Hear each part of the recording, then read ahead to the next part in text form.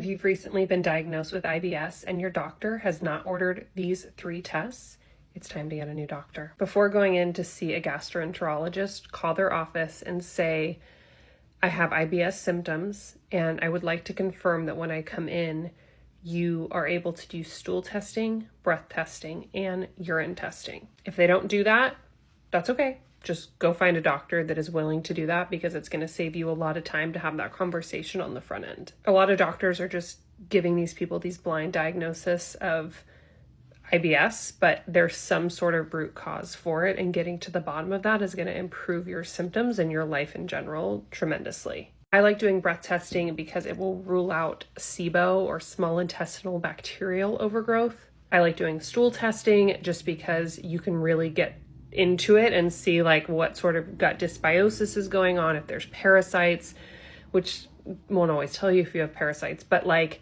if there's like a massive thing going on, like H. pylori or something like that, the stool testing is going to be really helpful for that. And then lastly, the thing I was never suggested of me to do was urine testing to determine whether or not I had leaky gut. But that really was the biggest issue that I had.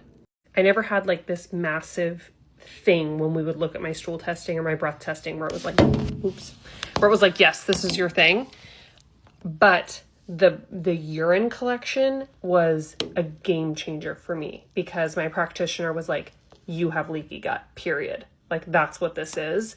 So I started doing a lot of supplementation for that, and my symptoms have gotten much better.